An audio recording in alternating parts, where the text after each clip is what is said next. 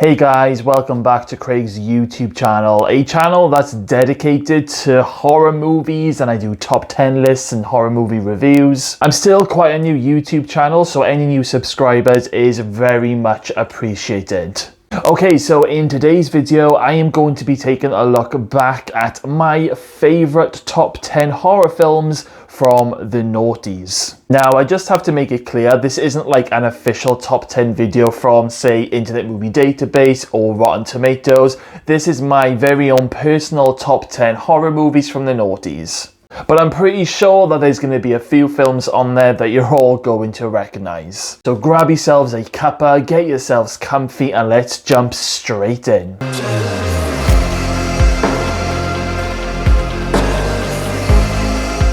Okay, so kicking this list off today at number 10 is Drag Me to Hell. Now, I can remember when I first saw the trailer for this movie. I think it randomly popped up on YouTube at the time. And once I'd finished watching the trailer, I was like super excited to see this movie. I think actually me and my partner at the time, we actually went and saw the first showing. So the film follows Christine Brown, who ends up evicting this old lady from her house because she's pretty much behind on her payments and she's had like a number load of extensions. I think her name is like Mrs. Ganush or Ganish or something like that.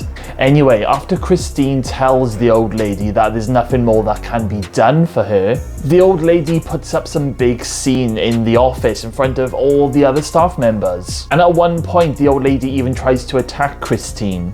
What happens a little bit later on is rather mental, also quite sort of funny, because Christine finishes her shift, she goes to the car park at night and she jumps in her car, and who should be sitting in the car waiting for her but the old lady, Mrs. Ganush or Ganish. And the old lady then literally attacks Christine, and this massive fight scene breaks out between the both of them in the car, and it's pretty gross as well in some scenes, because there's like a scene where the old lady, she slams her head against the glove box and her teeth fly out. It's pretty grim. Eventually the old lady puts a curse on Christine when she steals one of the buttons from her jumper and then does some sort of weird spell and gives the button back to Christine. The old lady also tells her that pretty soon she'll be coming begging for her. So for the rest of this film is pretty much Christine getting tormented by spirits and weird things happening and the devils and demons coming together. When Christine tries to go back to the old lady to apologize, it's already too late. The old lady is dead. Now, this film may not be the scariest on my list, but it is very, very jumpy. It's full of jump scares, but not those annoying jump scares that you get in some horror movies. There's some really good ones in this film that even make you laugh. I feel like this film was like kind of fresh around the time that it came out. It was really, really good. It was really, really different to other horror films that were coming out around that era. And the very ending of this movie leaves you with dread, because of course Christine doesn't beat this curse and she does end up getting dragged to hell. So there is no happy ending, because there shouldn't be happy endings in horror movies in my opinion. But all in all, this is a great film. If you haven't seen it, then what are you doing here? You really need to see this movie. Coming in at number 9, and we have the amazing Final Destination. I do have a little bit of a confession. I never actually saw Final Destination the year it came out. I actually saw Final Destination 2 before I saw Final Destination 1. Now, I can't really remember why or how that happened. If I remember correctly, around that sort of time, I might have been doing my GCSEs and going into college. So that's the only explanation that I have for that one. But I did see the second one before I saw the first one. However, when I did see the first Final Destination, and I was very, very impressed. In fact, I love all of the Final Destination movies. However, nothing will ever beat the original. So in the first Final Destination, we are following character Alex and his friends. They're all going to France and Paris on a school trip. Now, as we all know with Final Destination films, one of them ends up getting a premonition that something bad is about to happen. And in this film, Alex has a premonition of the aeroplane pretty much blowing up and crashing, and they all die. Of course, he manages to get himself and all of his school friends off that plane, and they all think that he's barking mad. That is until the aeroplane blows up. And of course, the rest of the movie is death coming to get all of those people who got off the plane. Now, what I loved about the first movie is the kills. They did get a little bit silly as the films went on, but the first film just nails it every single time. There's a brilliant scene where the girl gets run over by a bus and it completely surprises you and you literally just do not expect it. I can actually remember jumping out of my seat when I first saw that scene. Stifler from American Pie is in this movie and he ends up having his head chopped off by a piece of metal that gets clipped by a moving train or something or other. The kills in this film are very, very shocking, and of course, this film doesn't have a crazy killer chasing anyone. It's literally death itself coming for you, and there's nothing you can do. Of course, Final Destination would go on to do another 4 movies, making the total to 5, and there are rumors that there is a 6th movie coming out. I'm not sure how true that is at the moment. I would love to see a 6th movie. Let me know in the comments box below, would you like to see a Final Destination 6? Number 8, Jeepers Creepers. Now, okay guys, with my list that I've done for you today, is combined with how brilliant I feel the film is and also how much it scared me, and I've kind of blended them together. So with Jeepers Creepers, I thought it was an absolutely fantastic film and it scared the absolute crap out of me. So the film follows Trish and Derry, who are driving the long way home, the scenic route home, but unfortunately they run into a massive truck, which by the way guys, this truck is scary. It drives up behind them and is honking the horn, and literally it sends shivers down your spine when you first see this movie, and it also makes you think, what would you do in this situation? After this massive truck disappears down the road, later on Trish and Derry see the truck parked up and they see this big man in the distance chucking something down a pipe that kind of looks like a dead body wrapped in a sheet. Once again, this gets you thinking, what the hell would you do? Because Trish and Derry, they're in the middle of nowhere. There's not like they can get any help anytime fast. They end up getting chased down the road yet again, but they end up going back to the pipe after they give him the slip, and things just pretty much go south from here on. So Derry ends up falling down the pipe, and when he goes exploring and looking around, he finds the dead body, who's pretty much been disemboweled, and he's got stitches all over his body, and it's pretty gross. Derry then finds the House of Horrors, because underground this church is literally hundreds and hundreds of dead bodies that have been stitched to the wall and the ceiling, and they're dripping and oozing gunk from their bodies, and it's bloody disgusting. This movie then takes you on a very energetic trip because things just get crazier and crazier. Who is this guy that's done this crime? Well, this guy is called the Creeper, who is one scary motherfucker. The Creeper pretty much chases Trish and Derry for the most part of the film, even killing cops and killing an old lady in her house. Eventually, Trish and Derry do make it to the police station, but things just get even worse. The Creeper arrives and pretty much kills everyone, kills the prisoners, kills the coppers, and we learn that the Creeper likes to eat people in order to fix himself. So if he has a bad eye or a bad nose or he's missing a finger, he'll find someone and smell them out, and if he likes the smell of their eyeballs, then he will eat them out so then he gets new eyes. And that's exactly what happens at the end of this film. The Creeper captures Derry and eats his eyes, and the ending of this film is pretty chilling. When I first finished watching this film, I was genuinely terrified. I don't think I slept very well that night. This is a very underrated, terrifying film in my opinion. Now, I'm not a massive fan of the sequels. Jeepers Creepers 2 was okay, but I don't know, they kind of brought a little bit of a comedy element into it, which I think is a really bad idea. And Jeepers Creepers 3, I pretty much turned off after about 15 minutes because I just could not get into it. But Jeepers Creepers, the original, is a fantastic, scary horror film.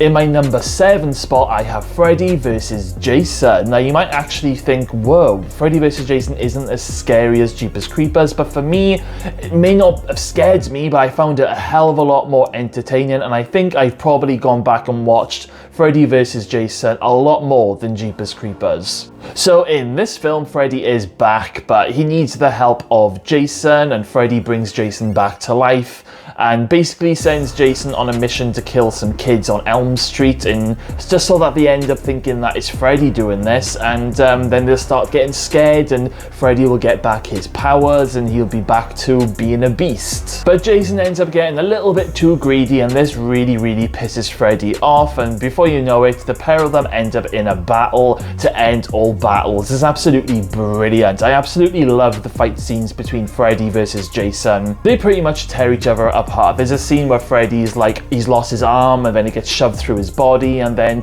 main character Laurie, she ends up chopping off his head, and then Jason's walking through the sea holding Freddy's head. It's absolutely brilliant. I also really enjoyed the nightmare scenes in this movie. It did feel like a lot more old school, and it was quite nostalgic in my opinion. I loved the nightmare scene where Laurie's friend Gib, she ends up in the boiler room in a nightmare sequence. I just loved that. And I also loved the scene where boyfriend Will and his mate, I can't remember his mate's name at this stage, but he ends up having a nightmare about his brother in the bathroom, and then like Freddy slices his face, and it's just really good. It may not be as good as the original Nightmare films, but you know what guys, it definitely beats films like Freddy's Dead, The Final Nightmare for example. So this is a really good film. If you haven't seen it, please bite the bullet and watch it straight away. In my number 6 spot today, we have Orphan. Now, this is a bloody brilliant film, and I'll be honest with you guys, I was really late to the party with this one. I didn't watch it in the cinema, and I didn't watch it when it was first released. However, I did have the DVD in my cupboard for a while, but I didn't watch it straight away. Once again, I think it came out around the sort of time where I was probably really busy in life, but I would always get around to watching my DVDs. Anyway, I can remember sticking the DVD on with my mother in the room, and we both watched it together. Didn't really know what the film was about apart from like an orphan, but I hadn't seen any trailers or anything. My friend had told me just before I started watching it that this film does have one hell of a twist. So during the film, me and my mum were trying to work out the twist. So you got Esther, who is the little girl who's adopted by Kate and John. And I can remember that Esther, she had ribbons around her neck and her wrists, and I thought, has that got something to do with it? I remember reading a story years ago about a little girl who had ribbons around her neck, and if you took them off, her head would fall off. Sounds ridiculous, but it is a real story out there. Just Google it, and I honestly thought that's what the twist was gonna be in this movie. However, I genuinely was not expecting the twist that we got, and that was that Esther, she isn't a little girl. She's a fully grown woman living in a little girl's body due to some sort of syndrome and disease or something that she's got. But before we get to the twist, there's a lot of build-up in this movie, and it's a really good story as the film goes on. Because before we find out that Esther isn't a little girl, we think for the most part that she is a little girl, and she does some terrible things. She even kills a nun, for goodness sake, and helps her adoptive little sister to help her hide the body. Esther also tries to kill her adoptive brother, Daniel, by burning him alive in a treehouse. This film has it all, but I think for me, it's all about the storytelling in this film, and the storytelling is absolutely brilliant. There are some proper edge-of-your-seat moments, and I'm really excited to see the new awful prequel film.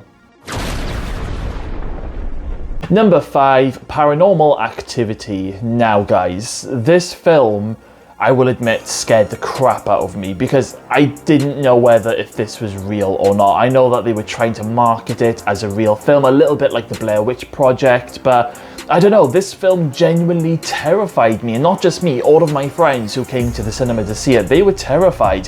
One of my friends was begging me to stay over in his flat because he lived alone at the time because he was that scared, and I couldn't because I had work the next day. So yes, this film, in terms of like how much it scares people, did its job very, very well. So the film follows basically Katie and her boyfriend Mika, and they set up cameras all around the house trying to capture any ghost activity that could be happening. Now, what these cameras pick up starts off as a bit of a slow burn, but as the nights go on, it gets a little bit more crazier and crazier and absolutely terrifying. I can remember the moment where Katie is dragged out of bed and then dragged down the corridor and the door slams. One of my friends, literally, she was bouncing on a seat as if she was like trying to jump up and help her, because I think she thought this was real, what we were watching. It was absolutely crazy. People in the cinema were screaming at some of the jumpy moments as well. Now, I know this movie has a couple of different endings. Obviously, I've seen the theatrical ending where Katie kills Mika, turns into a bit of a demon, and like, you know, she just comes up to the camera with her face. But I have seen the alternative trailers where Katie is killed by the police, and I suppose that's quite a shocking one. There's also one where she slices her throat and kills herself. I think any of those endings are quite scary and quite realistic, but I think they wanted to bring Katie back for the sequels, so I think that's why we ended up with that theatrical version, which I think is a little bit goofy in my opinion. It takes the realism away in my opinion, but it's still an absolutely brilliant film, absolutely terrifying. I do feel you would get the best experience when you see it in the cinema, because I've seen it in the cinema and on TV, like on DVD, and I tell you what guys, to be honest with you, watching it on DVD wasn't quite the same. Even watching it with surround sound still wasn't the same as seeing it in the cinema. So that's the only thing that lets this film down. However, it's still bloody brilliant. If you've not seen it, what are you doing? Get watching right now. Number 4, The Ring. Now, this film is very, like, it's one of those horror films that's very atmospheric, and it leaves you feeling very uneasy. It leaves you feeling slightly low and depressed after watching it. It's yeah, it's one of those odd films. Like, I remember when I saw this one in the cinema, I couldn't stop thinking about this film for a few days after seeing it. I don't know what it was. I think it was the videotape in the film. So, as most of you will know, The Ring is about a film that if you watch it, you will die in 7 days. You get a phone call from like a creepy little girl who will say 7 days. And there's two friends at the start of the movie called Katie and Becca, and I believe it's Katie who ends up getting murdered at the start of the movie. There was a scene where we get like a flashback where somebody found her dead body and her mouth was sort of like mangled open and she's looking kind of green, and yeah, I remember that really shocked me when I first saw it. I was like, ugh.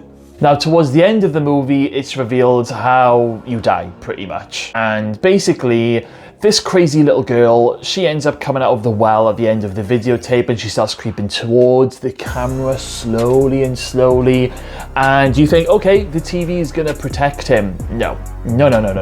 She comes out of that TV and she pretty much kills him. It's very creepy, very scary. Before watching this film, I knew that the girl came out of the TV, but it was still brilliant. I still really enjoyed it. I think for me, this film is it's about the atmosphere, and like I said, I remember feeling a little bit low, I suppose maybe a little bit depressed, and couldn't get the film out of my head after I watched it for a couple of days. So all in all, The Ring did a very good job as a horror movie.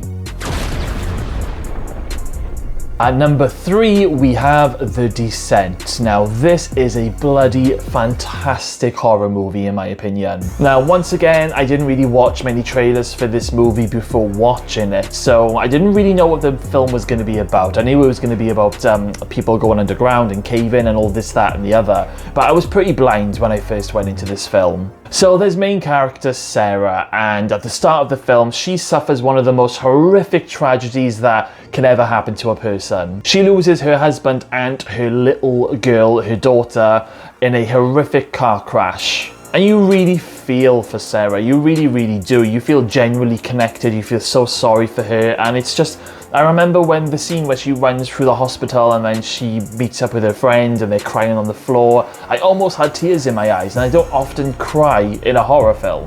Fast forward a year later, and Sarah goes on to another one of these cave-in experiences, and she meets up with her friends. I think it's something that they do every single year, and one of them chooses something different. So this time, Sarah's friend Juno has picked a cave. However, she hasn't told them that this cave has never been done before, and the people who would save you in an emergency, Juno has given the wrong information to.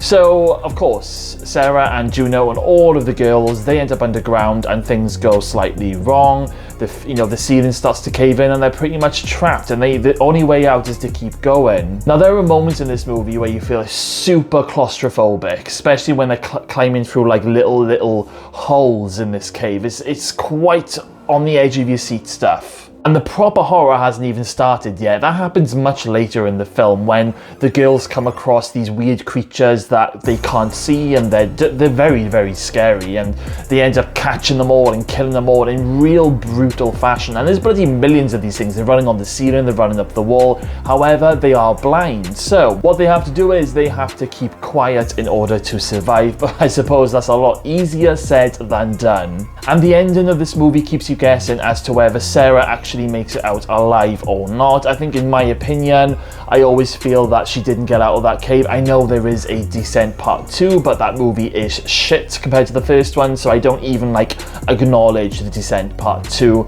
So in my opinion, Sarah didn't survive. She's stuck in that cave. And once again, this is one of those movies that makes you feel with dread because there is no happy ending. Once again, I don't believe there should be happy endings. A horror film should make you feel like you've been on an exhilarating roller coaster ride, and that's exactly what this film does. Absolutely brilliant.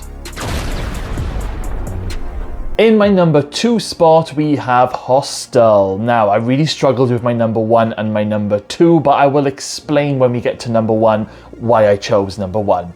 But in number 2, we have Hostel, which is a absolutely off the scale gruesome movie. It's up there as, as one of the most gruesome horror movies ever. They really pull no punches in this film. So this film follows 3 backpackers, Paxton, Josh and Ollie. They're friends, and they end up going to Amsterdam, and then they end up going to, I think it's Slovakia, and they end up in this amazing hostel because they've been told that's where the hottest girls are. Now, this is another one of those horror movies where the horror doesn't start straight away. We get little snippets of things where we see a toe about to be cut off. But it really starts when Josh is kidnapped, and he is pretty much tortured by some crazy guy who we met in a train and touched his leg. And Ollie, he ends up going missing, and his head's been chopped off, and then eventually it's Paxton's turn. He's kidnapped, and it's all like a big setup with these girls that they've met. And there's these rich people who pay to kill this, other people through an organization, and they all have a tattoo on their wrists and so forth. But when Paxton is taken to this torture chamber, oh my god, that is some proper edge of your seat moments, because you're thinking to yourself, how the hell is Paxton going to survive? Are we literally just going to watch Paxton get tortured to death and that's the end of the film? Now, I won't give away too many spoilers, but things get pretty crazy and very bloody and gory. There's a Chinese girl, and her eyeball is being burnt by one of those flame gun things, and her eyeball is leaking out, and it's rather disgusting, I'll be honest with you guys. You will not want to be eaten when you watch this movie.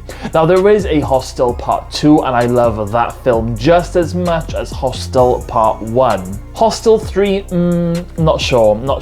I haven't actually sat down and watched it. I didn't very like the trailer very much, in my opinion, so I've always stuck with Hostel Part 1 and Hostel Part 2. But guys, if you've seen Hostel Part 3 and it's good, then let me know in the comments box below, and maybe I will watch it this weekend. Before we get to number 1, please don't forget to hit that subscribe button. We currently upload new videos every week, and we are really looking to grow this channel, so make sure to hit that notification bell as well.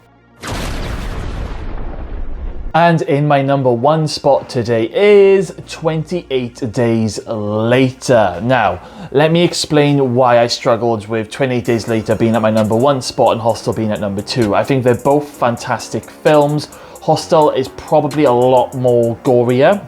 I mean, 28 Days Later is quite gory as well. It's a proper, brilliant film, but I struggled with, like, because I love them both, probably equally. However, 28 Days Later, in my opinion, is that much better due to the soundtrack music that they use in this movie, and this is why it's number one. So, 4 weeks after a mystery illness is spread around from humans because a human got bitten by an infected chimpanzee, we are then greeted to Jim, who basically wakes up from a coma, and he wakes up to nothing. Like, literally, he wakes up in London and it's empty. There's nobody around and the world has pretty much come to a standstill. It's like the apocalypse. It's absolutely crazy. So this virus that has swept the whole of the UK, it pretty much turns you into a zombie, but not your typical zombie. These are zombies that can run super fast, they chase you, they're full of rage, they're spitting blood, and they're bloody terrifying. Now, Jim ends up meeting up with Selena and her other friend, I can't remember him. He ends up dying early on in the film. And then you got Jim and Selena who work together throughout the film, and then they end up meeting up with Frank and his daughter Hannah. Frank ends up dying, which is proper, like, tragic and heartbreaking. It really pulls at the heartstrings. So then we have Jim, Selena and Hannah, and they're trying to find this radio signal where there was like an announcement where there was like army and soldiers. So they're trying to find this place, which they do end up finding. However, there is no like answer to cure or salvation. The army basically wanted women so that they can carry on humanity. So things just like get worse and worse for Jim, Selena and Hannah. And you know, towards the end of this film, when, you know, Jim saves Hannah and Selena, the music that they use is In a House in a Heartbeat is absolutely fantastic. It's so dramatic and it works really well. To me, it's such a poignant horror film and I just absolutely love it. To me, 28 Days Later is a classic and has gone down as a classic horror movie. It's very different to any type of zombie horror because I'm not really a huge fan of zombie horrors, but this one just ticked all the boxes and it's just literally, it blew my mind when I first saw it. I've probably seen this film about 50 times. I absolutely love it that much, and once again, they use such amazing music in this movie. It's just literally near enough the perfect movie that came out in the noughties. Okay guys, so that was my top 10 favourite horror films that came out in the noughties. So what did you think of my list? Did you agree with anything? Do you disagree with anything? Is there something on this list that you were hoping to see but it didn't make the cut? Then let me know. Let me know all of your thoughts and opinions in the comments box below. You never know, I might end up doing a part 2. Let me know all of your thoughts guys, because I'll be very interested to hear your opinions. Okay guys, well, if you're still here, then thank you all for watching this video and sticking around until the end of the video. Please make sure you smash that subscribe button because I'm really looking to grow this channel, and the more the channel grows, the more content that I can fire out for you. And if you like this video, then why not share it with your friends? Okay then guys, well, thank you all for watching. Stay safe out there and I'll see you all again very soon.